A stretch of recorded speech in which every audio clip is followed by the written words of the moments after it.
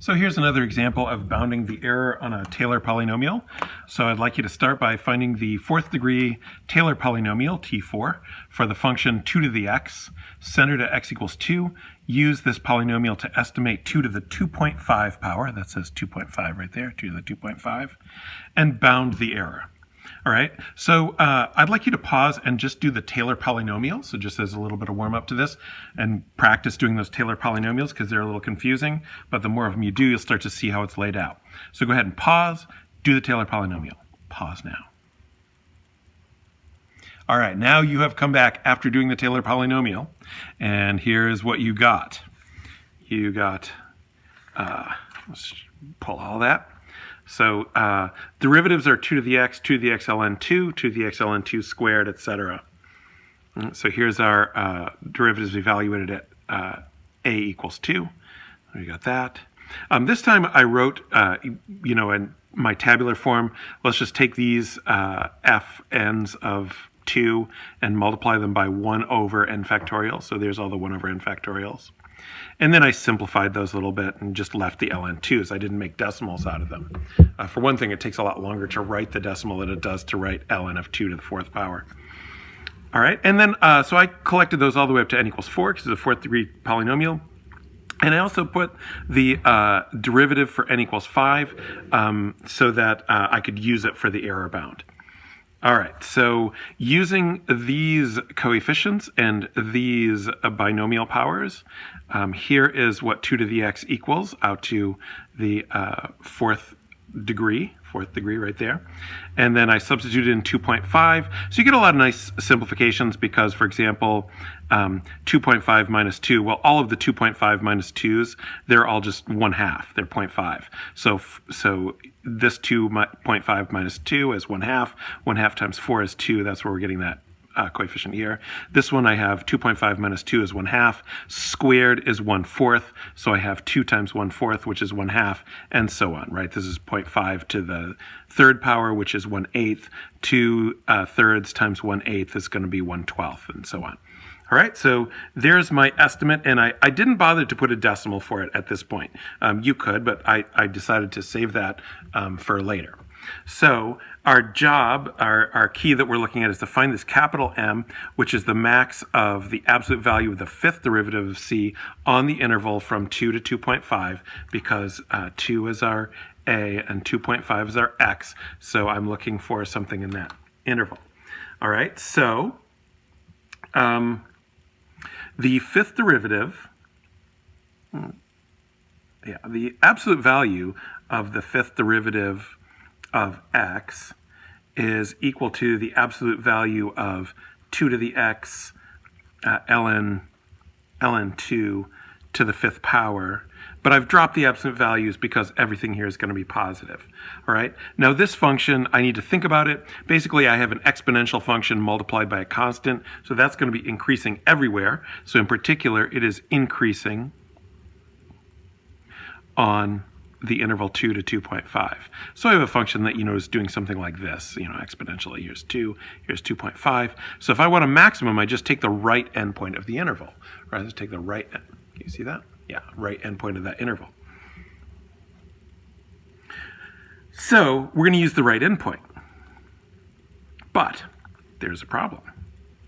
Because the right endpoint is 2.5, and I would have, in order to use it, I would have to do 2 to the 2.5 power, which is what I'm trying to estimate. So how can I use what I'm trying to estimate in order to get a bound on the accuracy of my estimate of it? It's circular, so we can't do that. So the problem is, but we don't know 2 to the 2.5 power. So we can't just plug 2.5 into this function. What we do know, though, is, we do know that 2.5, 2 to the 2.5, so just think of something that you do know that's more than that. So we know what 2 to the third power is, it's 8. All right, so this is an example of, we don't necessarily have to have the exact maximum on that interval. We just have to have something that is an upper bound for all of the possibilities of this function on that interval. So I know that whatever it is going to be less than 8, just this part, the 2 cubed. So that means that your absolute value of the fifth derivative at c is going to be less than or equal to, well, we know it's less than or equal to the right endpoint, which is 2 to the 2.5 ln of 2 to the fifth power, but I don't know what this 2 to the 2.5 is, but I know it's going to be less than 8 times ln 2 to the fifth power, ln of 2 to the fifth power, ln of 2 to the fifth power. All right, so we're going to use m equals 8. So use m equals 8 ln of 2 to the fifth power, right? That's what we're going to use for m. That's the maximum that can be. All right, so then it's just a matter of plugging into our formula. The absolute value of r sub n is less than or equal to the absolute value of m x minus a to the n plus 1 power over n plus 1 factorial, and that's equal to 8 ln of 2 to the fifth power times 2.5 minus 2 to the fifth power over 5 factorial. All right, so now let's get a handle on what some of these numbers actually are. So first of all, let's get a handle on this, the 8 ln 2 to the fifth, blah, blah, blah, blah, blah. Here it is right here. I did some simplifications before putting it in my calculator.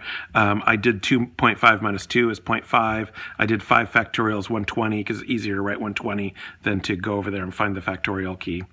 All right, so then this is what I got. Watch out for exponents over here. So it's not 3.3. It's 3.3 times 10 to the negative fourth. So this is equal to 3.333 times 10 to the negative fourth, so it's equal to 0.000333. Now, when you're doing an error bound, what you need to do is round this up. So, because we're saying what the error is less than or equal to. So if we round it down, we might underestimate our error. It's okay to overestimate the error. It's not okay to underestimate the error. You can think about why that is. So we're going to use 0.004 as our error bound. All right.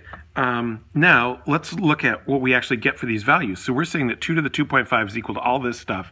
By the way, this does not look like a terribly efficient way to calculate what 2 to the 2.5 power is, especially since in order to do it, you need to know what the ln of 2 is.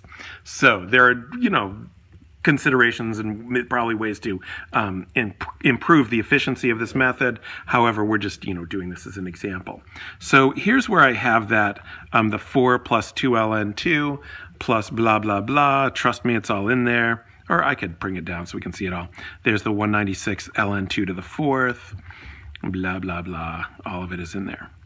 Okay, I mean, if you think about it, it's pretty amazing that that's going to be equal to 2 to the 2.5 power. So I press enter, I get this decimal. What is 2 to the 2.5 power? It is actually this number. So what's the difference between the two? Now when we do the error, it has to be less than 0.0004. So if I do, try to see which one's bigger. I don't really have to, but I'll do this one minus this one, and that equals 1.7 times 10 to the negative fourth. So my actual error is 1.7 times 10 to the negative fourth. And what I said here is that the error has to be less than 0.0004. So that the actual error that we got was 1.7. Let's just put that. I guess we have to round it up to 1.8, right? Well, we'll have to think about that more later. We, meaning me, equals 0.00018, which we can see is less than the error bound that we predicted, which is good. And then, just for reference, so what we found out is that this number up here was equal to 5.656677455, and the calculator value for e to the x, for 2 to the 2.5 was 2 to the 2.5 equals 5.656854249. And by subtracting these two is where we got our actual error, which we can see is less than our error prediction. All right, now you have learned everything there is to learn for purposes of BC Calc about Taylor series, and there's no more to learn.